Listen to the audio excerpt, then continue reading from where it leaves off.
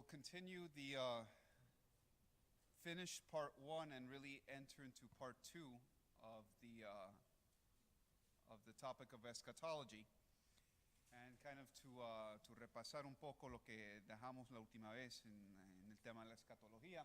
Estamos hablando de las últimas cosas. En inglés muchas veces se dice the last things, y viene una palabra de dos palabras griegas, escatón o el escatos, que es lo último, y logia, palabra, o sea, lo que se puede decir de lo último o de los últimos tiempos. Y hablamos de dos cosas, en realidad dos cosas que pertenecen a este tema de escatología: la inmortalidad del ser, o the soul, en ánima, mejor dicho en español, the immortality of the soul and the resurrection of the soul. What is meant by these two things? Because they both imply different concepts. The Christians are not the first ones to think of immortality or resurrection even. There is an ancient basis to it, but what we see in the other religions, and especially in the more ancient religions, well, Christianity offers something completely new, something revolutionary in that sense as well. And that's what we're looking into when we talk about the resurrection. The resurrection is something exclusively Christian. Even goes beyond what Judaism holds. With, I think, modern Judaism today doesn't even consider resurrection, especially in the way that we look at it. So there is a difference, and this is the basis of our faith as well. And it's also very timely that we talk about this in light of the Easter season, but also of the coming Feast of the Ascension, because it really brings again into play this whole notion of the preparation of the soul towards what is the end, towards what is our end, nuestro fin, que es la resurrección, que es la vida plena en Dios. Así que, repasando rápido de lo que vimos en lo que es la escatología, está basado en el libro de Joseph Ratzinger, el Papa Benedicto XVI, en 1977, este libro Escatología, que según él fue el mejor que escribió.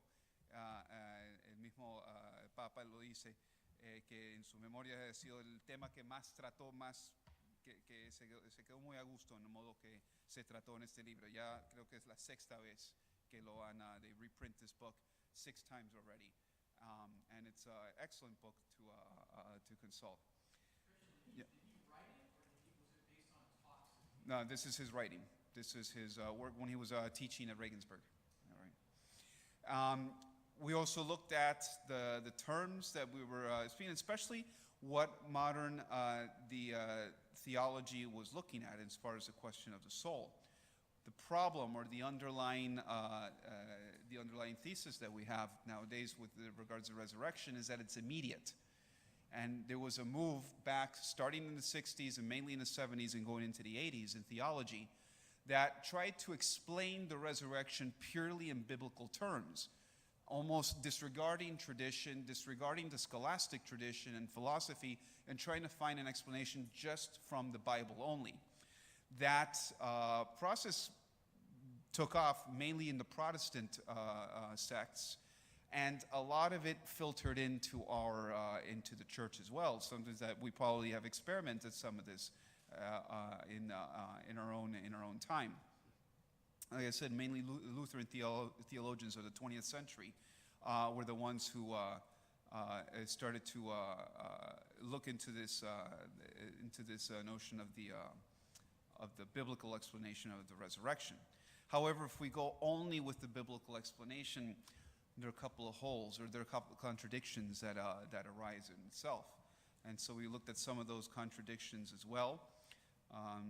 And the main one is the separation between the one who passes on and into the resurrection.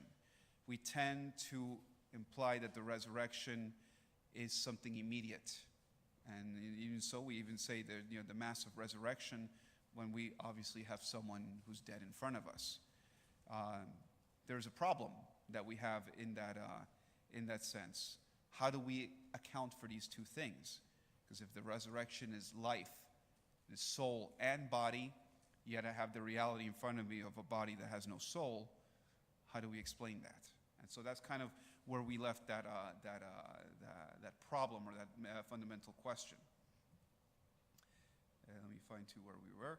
The solution kind of that was brought up is this notion of the interim, kind of a moment, or to escape the notion of time, but a stage, if you will, a phase, that is between death and the final afterlife or the resurrection for us.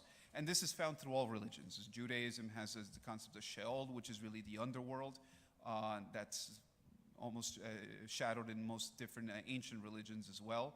Hades, or the infiernos, not in the negative sense, but in the place that it's the realm of the dead. In the New Testament is also alluded to, the bosom of Abraham, paradise. It's not yet the end. It's not yet the final resurrection, but it's this place where those who have gone are awaiting. They're awaiting something. And well, they're awaiting the Messiah. And so we hear about Christ entering to the place of the dead, or Christ descending into hell. The magisterium of the church clarifies some of this already from the 14th century in talking about the beatific vision. Those who die already with no need of purification are already seeing Christ. They enjoy this beatific vision, even though they haven't quite entered the resurrection yet, but they're ahead of that vision in view of Christ.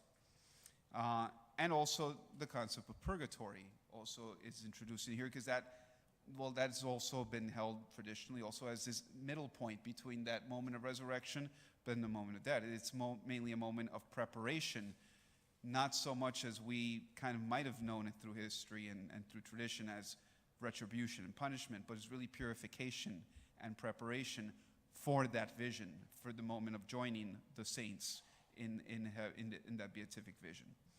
And I think that's where we left off in the last session. And so Christianity offers us this new concept of the soul, and a soul that is rooted in Jewish tradition, because remember, in Jewish tradition, the soul cannot exist on its own. It must be in a body. Body and soul form the person, and they're inseparable. But the problem is how to explain that separation, which is very obvious. And so this concept of the soul is unique in light of everything else because of the resurrection. And we see again, there's a problem in modernity. We don't talk about soul anymore. We might go to spirit, but we try to stay away from the word soul, because the word soul is charged with a theology. It has a weight. It has a certain baggage that it brings with it. And that is the immortality or the resurrection. The soul is the bearer of the human's person existence with Christ after death. And so what the soul is in that sense is, well, the person, myself, my history, who I am, what I am, continues on even if the flesh or the material part that expresses myself, and how do we know who we are, how do we see each other? Well, it's through this body that we have, that we express ourselves. But how is that memory or that person carried? Well, that's in that soul. And the only way that we can exist or we can continue once this body is destroyed is possible with the soul. And the soul, therefore, is what carries me into existence with Christ after death. Now, it's important that we have to mention that it's with Christ, because the soul is not immortal on its own just because. It's because of Christ. It's because of God. It's a creation. And so that creation cannot go above the Creator in itself. Life is sustained in Christ. However, it's not fully realized until we live like Christ, the resurrected Christ. That's the goal. That is life in its fullness. And so that possibility of entering that stage or entering that reality of the resurrection is the soul becomes a carrier. It's what ferries us into that life of Christ, into the presence of Christ. But it's again important, soul implies an existence that's maintained only by God. And that's why maybe in modern discourse we try to stay away from the word soul, because now I got to talk about God. I have to talk about the afterlife. Aquinas comes with a term that kind of helps bring it more into bring more clarity. It says anima forma corporis. The soul is the form of the body, and the soul is what gives form or shape to his body. So flesh on its own is nothing without anima, without soul. And that soul is unique. Well, that soul is what God creates. And it takes its form in the flesh and expresses itself in the flesh, and it realizes itself in the flesh. So Aquinas saves this concept, the Jewish concept, that the soul and the body must be always together. A soul needs a body. It cannot persist perfectly, or it's not in its perfect state if it doesn't have an expression in the body. Anima is necessary for the soul because it is individual. It is personal. It's not a stock soul, if you will. And because the body is the visibility of the soul, then the soul needs a body to be actualized. And so the resurrection that we speak about, that Christians speak about, implies a body as well. And this is where we differ with the other religions, perhaps, that talk about an afterlife. They only talk about the soul or the spirit living in the afterlife. They don't talk about a body. Think about Buddhism even. And in Hinduism, again, the body is something actually that you look down upon. And so this saving of the body together with the soul becomes the Christian contribution, or what makes Christianity unique in this sense. That necessary connection between the two. And because of this, the soul then makes man, well, a person, makes him an individual, makes who you are, and who you are. But it opens him up to immortality, to life everlasting. And so without the soul, neither person nor body will endure death, because this is what it perdures, and this is what allows us to enter that realm. However, if society negates the reality of a soul, like it tends to do now, then it also negates the possibility of immortality. Because otherwise, how do you explain this transfer? How do you explain this possibility of moving on? I'll show you a little bit later. There's an interview, and there was 2 interviews that happened over the last 2 weeks, where celebrities and some others talk about this, and they kind of come to that same conclusion. They deny immortality because they cannot explain, they don't want to use the word soul. A little bit about immortality, in that the soul, I said it again, is not automatically immortal. It is immortal in as much as it is sustained by God. And so by being creation of God, it is sustained in the divine mind and in divine will in existence. And that principle, as a creation, it cannot be equal or greater than God. Equal would be it could subsist on itself without God, but that's not the case. It can't be greater than God. It can't multiply itself or take another course independent of God. And so the soul is anchored to God one way or the other. And immortality is anchored to God one way or the other.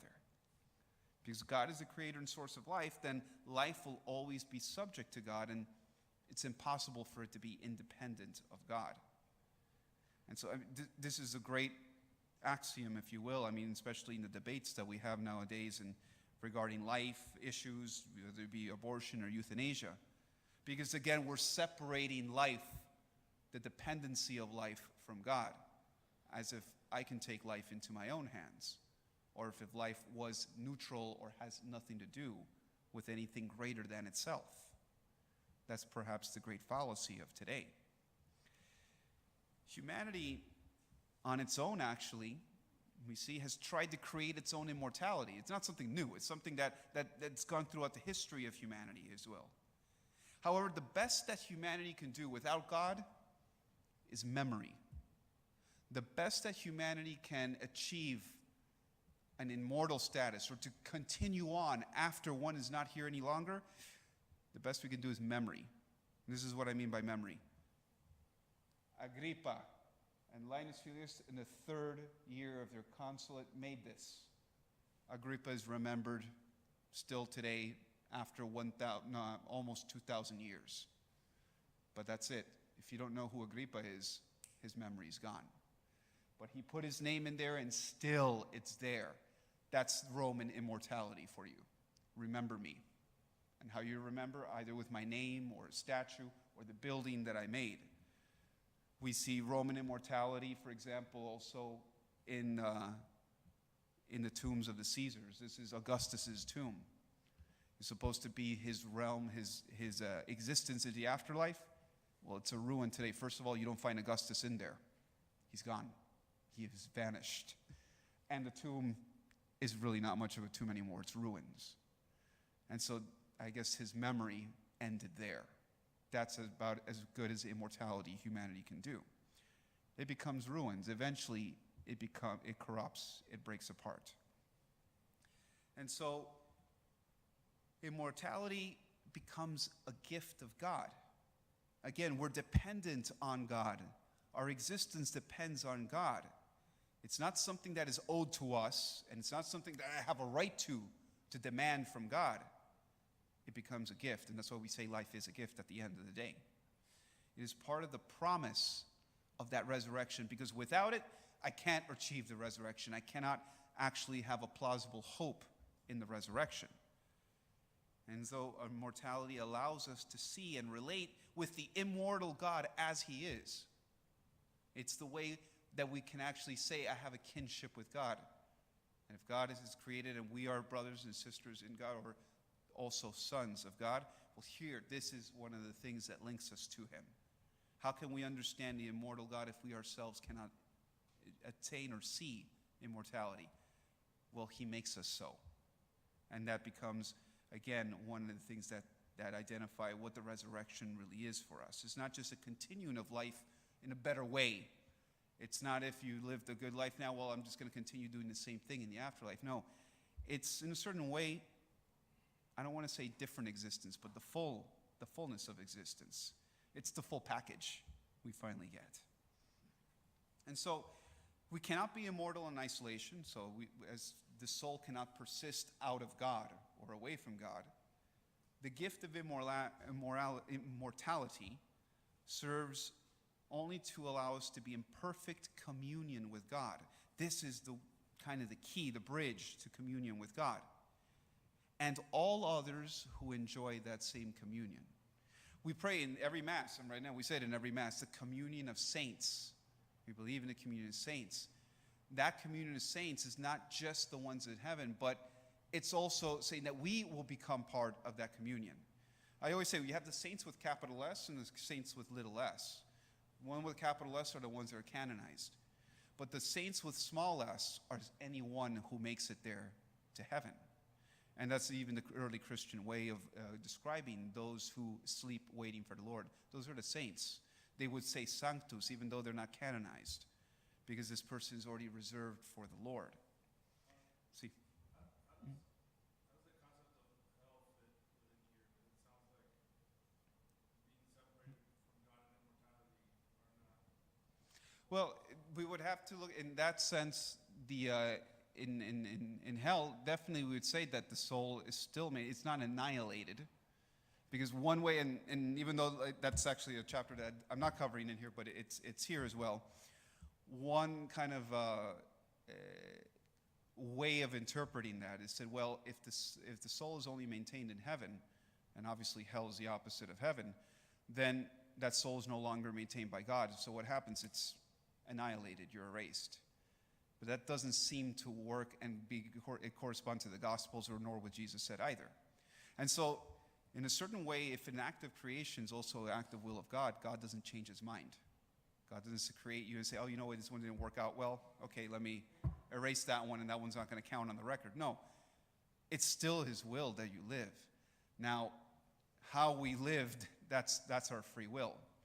And so I would say, yes, as far as hell and the souls in hell, they're still maintained because of the will of God in there. However, it is also the punishment from what they've done. And so who is the one who metes out the punishment? Not the devil. It's God who metes out the punishment in that sense. He's also the judge. So I'd say there is still a connection. It's not an annihilation. That's a whole different... I'll touch on it a little bit in the sense of angels, because again, they're also they're expressions of creation. Now, the angel, in a certain way, the angel's will is perfect. It reflects his will, in the sense that they have a perfect will. It's absolute. That's why the angel comes from the Hebrew word really means messenger, because what the angel says is what God says, or what the angel does is perfectly what God wants to be done, so much that is the presence of God. It's the perfect ambassador, we can say. He is. I would say they're creations. I wouldn't say that they. I'm gonna try not to go into if they have souls or not, because I think that's a deeper theological question. But definitely, they are beings. They're created, but they have much different attributes, I'd say, than humans to start comparing them. But the one thing is that will that is perfect, and that's the fallen angel. If it wills against God, then it wills perfectly against God. And that's why that angel will is condemned. That's the fallen angel. Right. In the sense they have a spirit, but I think being is the at least what Aquinas tends to go is on the word of they're different beings. Son seres, un ser different. Yeah. And so that gift of immortality gives us the hope of being reunited, even with those faithful that have gone before us and await us before the Lord. This is kind of that common link. It's like the bridge, if you will, that will bring us together. And so there is not only that expectation of being with God in communion, but also communion with all others that have gone before.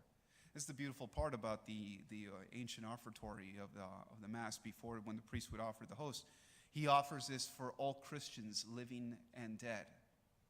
And so that sacrifice, that what we do, has a universal value. It's not just for now. And it's not just for the intention of now or whatever I place in there.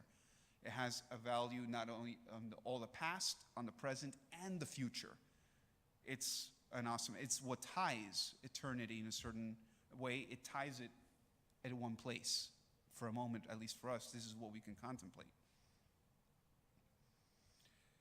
And so recently, theologians tend to play down the concept of immortality and prefer instead to go to immediate resurrection.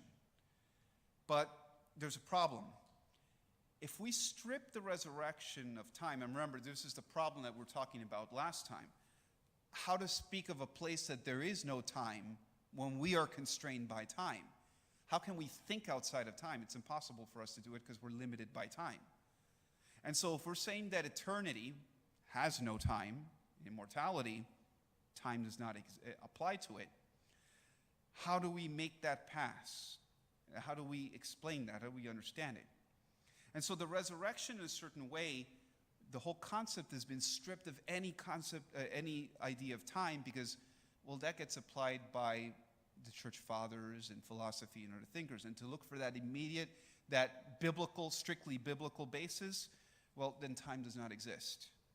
But the problem is, by stripping time away, or the concept of time, to the resurrection, then, well, we place immediately at death. The person dies, he's also already in the resurrection. There is no interim. And these theologians will explain, well, once the body is destroyed, then so is that concept of time for the person. And so death is already the beginning of the destruction of the body, and so that is the destruction of time for the person. But Ratzinger is going to say, not so fast. We can't just simply jump from one to the other. Actually, our faith says it so. Say the creed. The creed says, y espero la resurrección de los muertos. In Latin, expecto resurrectione mortuorum. Expecto, I await, I am waiting for. So it's not immediate. It's not instantaneously at the moment of passing from this world that I'm in the resurrection already. There is an expectation, there is a waiting.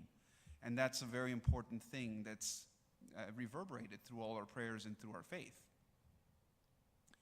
So how do we account for the separation of time and bodily existence on earth and the soul that is immortal and is not bound for time anymore? It seems that time still has to apply in some way or another to those who have already gone ahead. And how can it apply, time apply to someone, well, that's not here anymore? Keanu Reeves actually mentioned it, and I'll show you when he says it in here. It was an interview that he was giving to Colbert, and it was something light, but he made an interesting point. And again, you can see how that how the world thinks, at least in this respect.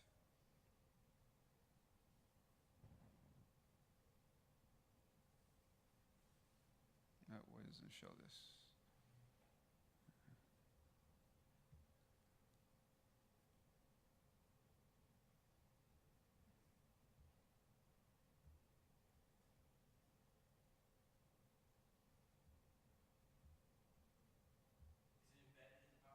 Yeah, but it doesn't.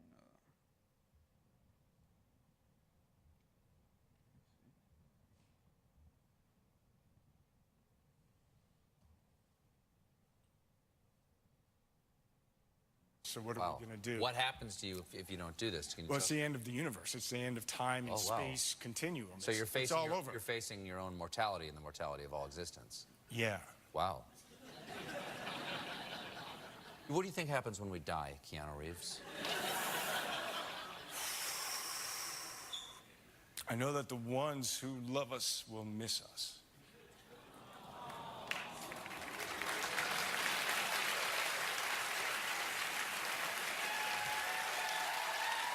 John Wick. So there's this actor that he was talking about. For some reason, they ended up talking about the end of time. So what happens? He said, "Well, everything just ends. Everything stops." And then Colbert asked him, "So what do you think? What happens?" And after he says, "People will miss us. Memory. That's the only thing that binds." And so maybe the Romans were onto something, because the resurrection implies a state of perfection. And by perfect, I go back to the Latin root. Perfect means finished. Doesn't mean beautiful and unblemished, it just means finished.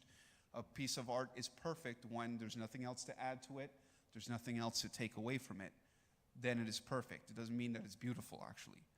And so the resurrection implies a perfection of life. Life is finished. We have the finished product. There's nothing else to do to this life. There are no loose ends left. Some sort of preparation is still necessary, but still something binds us to the past, which can even influence the future. And so that's where that past, our history, seems to be what binds us still, even if we're not here. Think, in the example that Origen, going back to the 2nd century, starts using this, to the 3rd century, still using this example. The evil that I do in life can perdure after my own existence. The wrong that I've done doesn't disappear the day I die. It continues. It has effects. And the same way that the good that I do in my life can continue even after I die. It just doesn't disappear. It has its effects. And so we can't say that life is perfect yet when there is still something that binds it to the present. O sea, todavía estamos atados al presente por medio de nuestra historia y lo que implica esa historia. ¿Ah?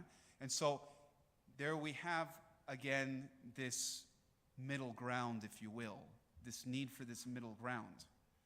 Some sort of preparation is necessary. Some sort of interim is necessary to reconcile that history. So then my life is perfect and ready for that resurrection. Because if I still have something that bad or that evil that I've done in my world, how can I be ready for the resurrection? How can my life be perfect already and presentable before God? Do I want to present it already before God when you have unfinished business behind? That's where we're going to see that need for that interim.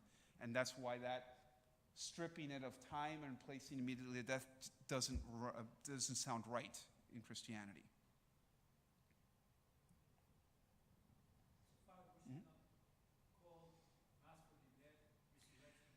That would be one problem that definitely Ratzinger has against it. He is not for that. And that's evidence of how that thought has entered our way of understanding. Because think about, before era la misa para las ánimas, o sea, for the repose of. And so you had this mass that was praying for the person still in preparation. We pray for the souls in purgatory. And so to make the jump for the person resurrected, well, if the person is already resurrected, I don't need to pray for them anymore. What am I going to pray for? That they have a better resurrection, or that's the end of it. So the terms are a little bit contradictory when you look at it. Yes.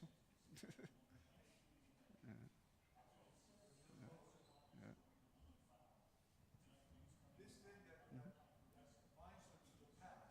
Mm-hmm. There is, I can't think of the word right now, but when we have committed a sin, a bad act, we kill somebody, and we are judged and sent to jail and released.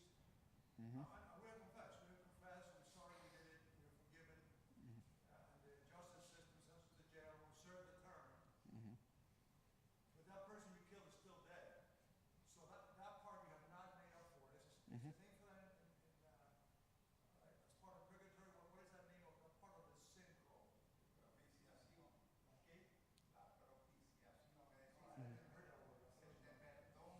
Pero la propiciación que tiene que pagar la pena. Igual que if you break a glass and you say to the neighbor, I'm sorry, he will forgive you, but you got to pay for the glass. Yes. And you buy a glass or give him the money. In that case you can do it, but in the case of the dead, you can't bring the dead back. That's true. So it's called propitiation. It's a word. Propitiation in English. Now, wait, it's what it seems to me that is the part that ties into that idea. We were taught. That is the part you still have to make up. So you can't be with the Lord like that. Right. And again, the attitude that we have before it, because it's kind of the sense that la propiciación, like a punishment, que te tiro, pero, if you've done so, I want to replace that glass. I just don't want to, I'm not fine with that. I want to do that. And so the attitude that one looks at that is, we need it, we want it. I want to do this, because that's what makes me perfect. That's what perfects my life before the Lord. And so the resurrection implies a participation in what is eternal. And so, again, we just can't step into eternity. And here's the problem with, again, that the day I die is the day I resurrect. Because eternity, by definition, has no beginning and no end. And so if I'm saying that the day of the resurrection is the day that I died, then that's putting a start date on eternity. Another contradiction in terms. What the resurrection really implies, it means it enables me to partake in what is eternal. It enables me to participate in the eternal and immortal God. The resurrection preserves who we are in body and soul into eternity. And so here's the hard part, to really get our minds again, because we think with beginnings and ends. Well, there's a beginning to life and an end to life. But when we're talking about eternal, and if God is eternal, then of course God has no beginning and has no end. He is. How do we shift gears and enter into that when we're locked into this one right now? And so that's what the resurrection again implies for us. This new body that is new but not strangely new, because it is still us. It carries the soul into that presence, into that eternity in a way that I can now enter eternity. Not start eternity, but kind of like think of the stream that's running, and I jump into the stream, and I become part of the stream that's running in it. I enter into what is eternal in it. It allows me to commune with what is eternal. And then there's two things that are actually connected to that moment, to the resurrection. One is the return of Christ, the parousia. And parousia, again, we've got a nice Greek word. Ousia, which is literally presence or is being. Par or para, which is mean going to or towards. And so Christ comes again, literally is what parousia means in the way the ancient Christians, the presence of Christ One more time, palpable in the way he was when he was walking on earth. The return of Christ signals the day of our resurrection. Those two things are tied. Christ comes again, and the dead rise, and the judgment also occurs. So these three things are all interconnected. The coming of Christ represents a definitive end of time as we are on earth, because we enter the new age, if you will, but we enter that eternity, really is what it is. Definitive end of time, because there's no more beginning, there's no end. There is just the kingdom of Christ, of God, and this is what we say at the end of the creed, and his kingdom will have no end. So we don't go from the kingdom of God to then a better kingdom of God than the empire of God. No, it's the kingdom of God is established, and it always has been, and it always will be. Now we're entering, now we're a part of that, or we can participate fully in that kingdom. And the thing I mentioned in the homily here, Christ becomes a locus of time. Locus is what's said, the nexus of time is really what I wanted to say. And again, look at the way we mark time. BC, you're counting backwards. Why? You're counting down to Christ. AD, we're counting away from Christ. Christ is zero time. And so when Christ comes again, that parousia, that's zero time again. The fulfillment of time. What are we counting for? When Christ is here, we don't have to count anymore. It's kind of a similar thing happens to me, or maybe it happens to some of you. Like maybe you forget sometimes if you ask you how old are you or how long you've been married, or you forget. You have to start actually doing the math to figure it out. When people ask me how long you've been a Jesuit or how long you've been ordained, I have to do the math. I really don't think. I'm not counting anymore. When I was in formation, I was counting down how many years it was going to be before I was ordained. But ever since I've been ordained, I stopped looking back. And so I have to stop and say, I think it's like 6 or 7. Let me do that. I was like, you don't know how long you've been ordained? It's like, I'm not counting. I'm already here. I'm already doing what I'm supposed to be. I'm not waiting for the next thing. I'm here. And so I kind of stopped counting there in that thing. And maybe it happens in different things in life, maybe or in your career or something. You think, you got to do the math. Why? Because we're already there. I'm not waiting for it anymore. And so Christ is... The anniversary. Yeah, you already made it. There's nothing else after that.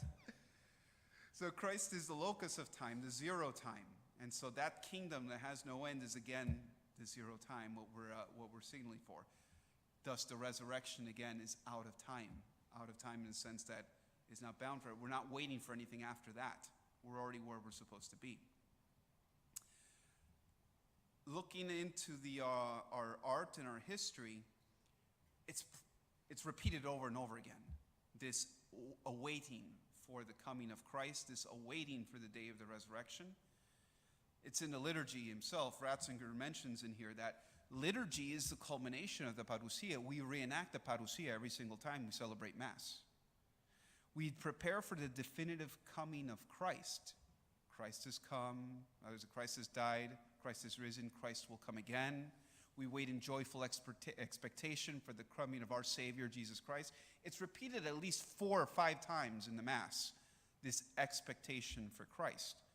That's what the Mass is training us to do, if you will. And Christ is present at every Mass. So it's not just, a training in vain. No, it's an actual, if you will, it's an actual event. Christ is present at that altar. And I do present myself to Christ in that altar.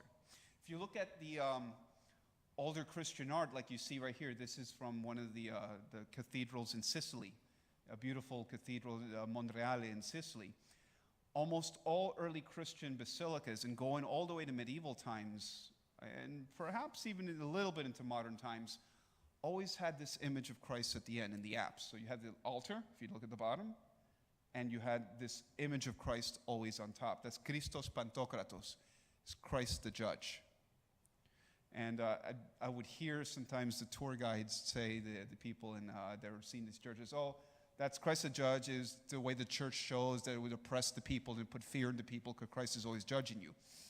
Well, I guess you can look at it that way, or you can look at it another way, that this whole church physically is taking you to that place, is preparing.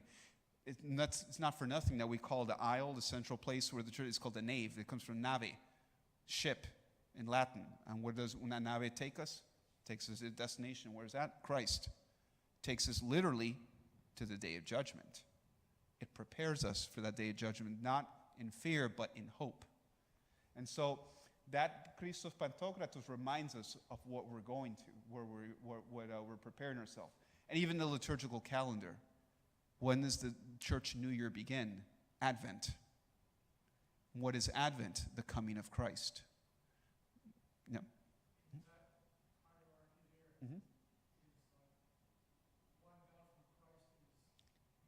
Right, Mary with, yeah, Mary with the angels and maybe the two patron saints that are there, Peter and Paul. Right, the other saints at all. But it's interesting, there you have the two comings of Christ. And this is the two sides of Advent. You have the incarnation, so Mary is holding the child Jesus on her lap. The incarnation, the first coming of Christ. Then the second coming of Christ is right above. Christos Pantokratos, the definitive coming of Christ. And so we repeat this year after year. Every Advent, we begin the cycle again. Preparation for the coming of Christ. We relive the rejection of Christ in the world through the passion and the death of Christ. And then again, that joyful expectation, which is summed up in the ascension. Don't miss Mass on Sunday. Hear that gospel of that ascension. That ascension ties up that new expectation. Christ will come again in there. And so, to conclude, there's this saying that Ratzinger mentions in there that, well, not really Ratzinger, but I take it from him. The liturgy must look beyond towards he that is to come and cannot be stuck looking at itself. Our gaze, our look has to be at that Christ, has to be at that cross of the one we expect. We can't sit in a circle and look at ourselves. I mean, what does it say? What does it express? Sometimes the way we celebrate or the way we do liturgy. And so I'll conclude it there. And there's kind of like a little postscript in here. The Assumption of Mary, I think, sums it up the best in here. The whole dynamic that we're looking at. Because what is the Assumption of Mary? She enters into eternity in both body and soul. And so right here we're talking about that reality of the resurrection. They don't say the word resurrection, but it's so close. And the way that the Renaissance had painted this moment, the Assumption of Mary, pretty much gets both ends of it. It has that dynamic of body, soul, awaiting interim heaven and the beatific vision in one scene that you see right there that Raphael did, but so many others copied. The interim, we can see, is the point of view from the earth, where the apostles are at the bottom. And notice that there's a division. There's the clouds. That represents heaven, and the apostles are down. The tomb is empty, doesn't have remains, but flowers are coming out of that tomb. And so there's that transformation of the body. The body is a new body, a body that preserves Christ's mother as he knew his mother, intact. She's not given over to corruption and destruction. And so the apostles, while they're gathered around their tomb, the reality that she's not there anymore, they're looking up, and though they can't see heaven, they know where it is, and they're in expectation. And what do we have in heaven? The Virgin Mother, just as Jesus knew her, being crowned their queen of, or being crowned with that gift of immortality in there. Unfortunately, for some reason, after the Renaissance, we get stuck with the top part and we erase the bottom part, and then the Eastern Rite, the Greeks, erase the top part and they keep the bottom part. It's called the Dormition for the Greeks. I don't know why. We in the West, we look up, and then in the East, they look down. But for one point in history, we had them both together. We had it right. We got to go back to the Renaissance, I suppose. Yeah, that's what